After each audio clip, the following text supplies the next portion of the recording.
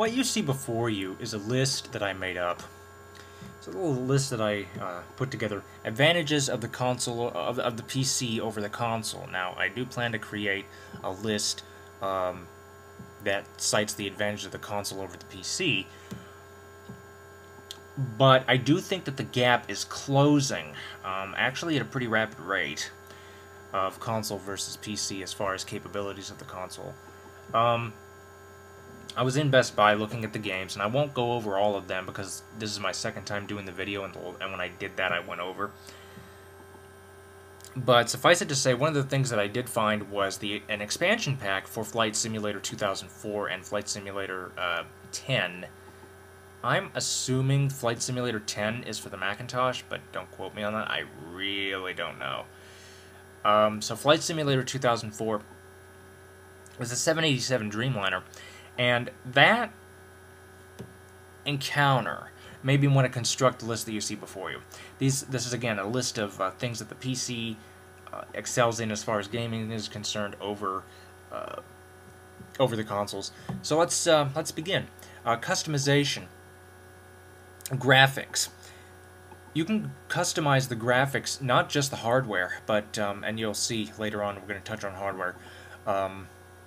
You can probably see it at the bottom of the screen. But also software. In Tomb Raider, for instance, I'm able to turn on and off things like water effects, shadows.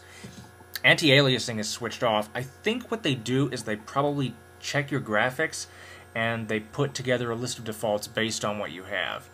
And so I'm going to try my best. Anything that's turned on, I wouldn't be at all afraid of turning off, but anything that's turned off, to be honest, I'm a little bit afraid to turn on because I don't want to put my graphics under any more of a burden than they already are. And so graphics, you can customize both PC hardware and software for graphics. This is something you cannot do with a console. A lot of times with a console, and I will touch on this through the video, what you see is what you get. Case in point with the audio, a lot of games, NASCAR kart racing for the Wii.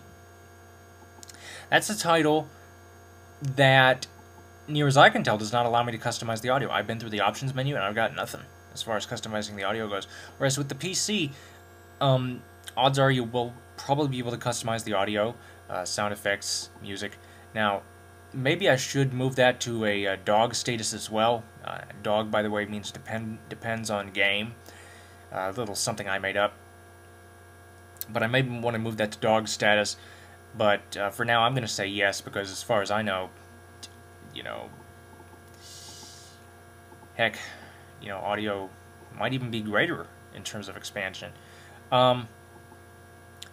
Speaking of expansion, what do I mean by expansion? Well, that 787 Dreamliner is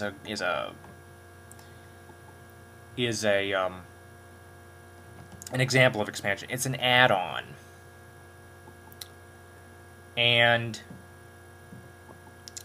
you need to have the base game, and you can put on the add-on, but you can't just run the add-on by itself. But this is something you cannot do with a console. Now, with the Wii, you can take a game and switch it over to an SD card, but that's, I don't know how many people actually do that, because when you do switch it over to the SD card, it's still locked to your console. At least I think it. Well, I don't know if it cannot be copied to another console, but I don't know. Maybe it can be played, but it cannot be copied.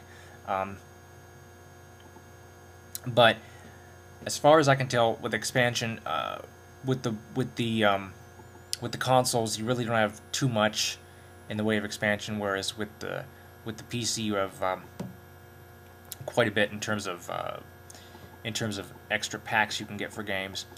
Controls. This is one of the big advantages I'm seeing of PC gaming. The keyboard is your controller. The entire QWERTY keyboard. Your mouse is your controller.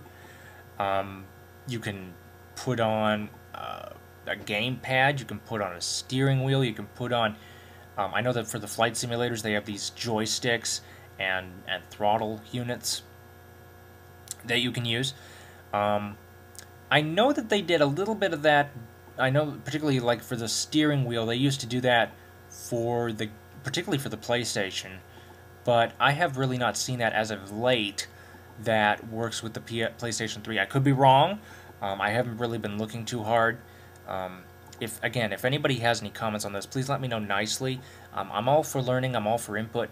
And if you want to help expand on the list, please do. So controls. Definitely one thing the PC has an advantage over. Online multiplayer. This depends on the game.